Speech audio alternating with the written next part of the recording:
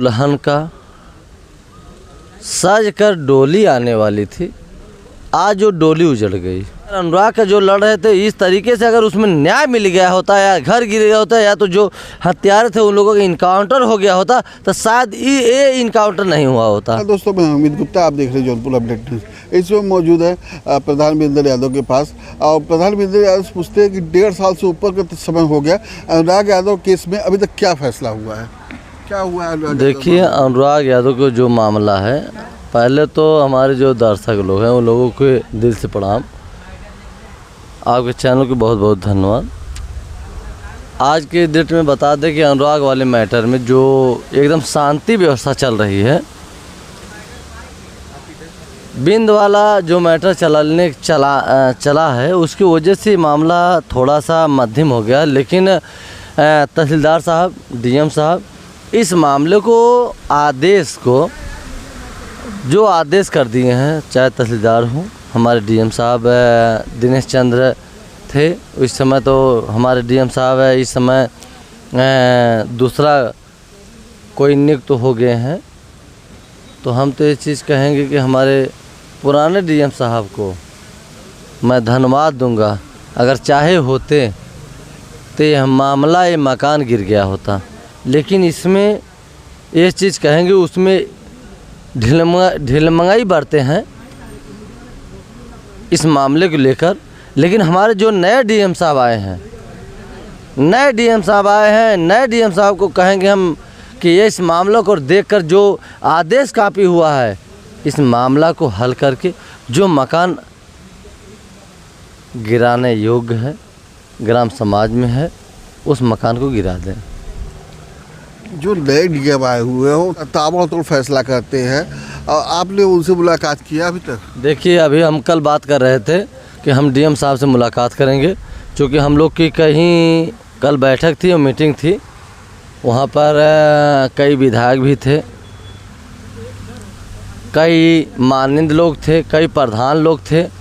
तो यही बात हुई कि हमसे सब पूछने लगे, तो हम यही कहें कि देखिए, डीएम साहब नए आए हैं, लेकिन डीएम साहब बहुत अच्छे आदमी हैं, क्योंकि हमारे ज़िले के गार्जियन हैं। उनसे मैं मुलाकात करके ये चीज़ बात के रखूँगा कि ये मामला मेरा यहाँ तक पहुँचा है, इस मामला को अपने स्तर से देखिए कि वो ग्राम समाज में ज़मीन में है तो उस मामला को निस्तारण करके उस मकान को गिराया जाए। अनुराग के पिताजी की तबीयत खराब रहती है, वो जा नहीं पा रहे हैं कोर्ट में, उसकी जगह आप जाते हैं, आते हैं, तो आप कहाँ तक इस लड़ाई को ले गए अभी तक? अगर हमको लड़ाई को ले जाना है तो हाई कोर्ट नहीं, हम सुप्रीम कोर्ट जा सकते हैं।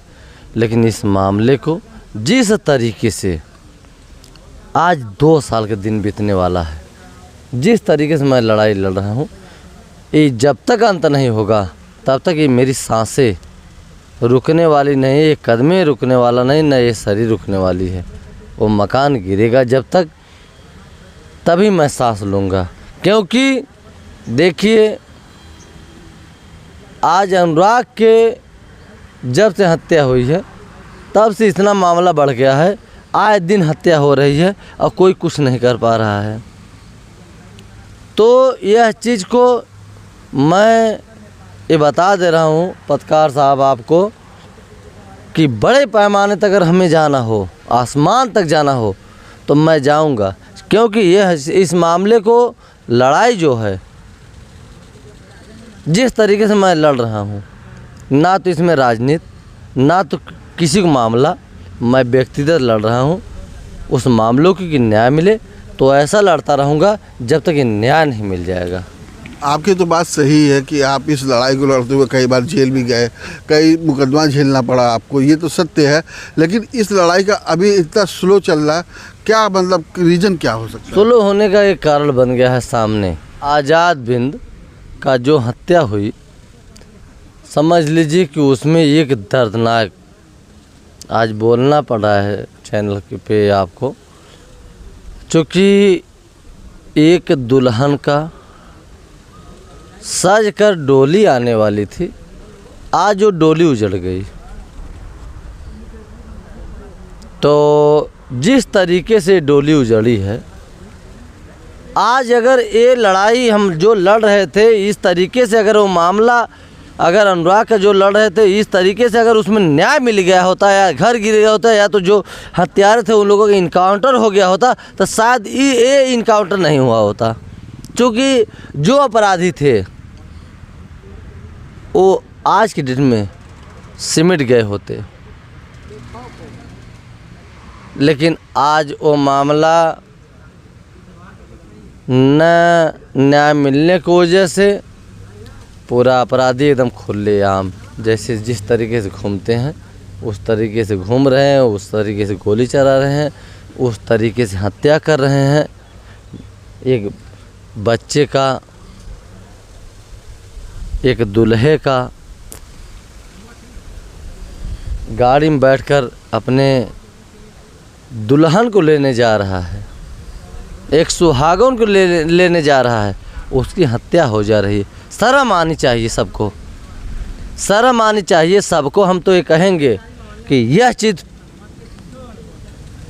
ऐसे बोल देते हैं ना तो सबको बड़ा बुरा लग जाता है।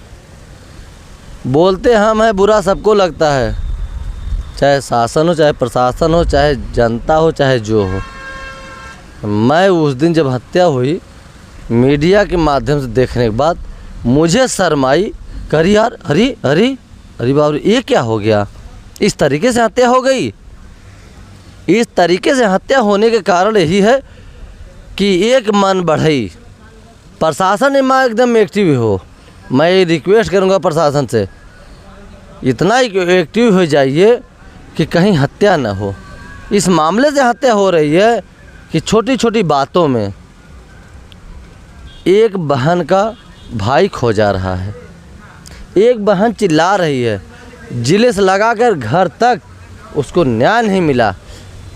अगर एक हत्या हुई है रवि यादव का, तो हम ये कहेंगे आपके चैनल के माध्यम से, या शोले राजभर हो, या भोले राजभर हो, या कोई राजभर हो, उसकी हत्या होनी चाहिए। क्योंकि वो सब एक अपराधी किस्म के व्यक्ति हैं, वही सब मन बढ़ाए हैं, उन लोगों का हत्या होना चाहिए। जैसे मंत्री जी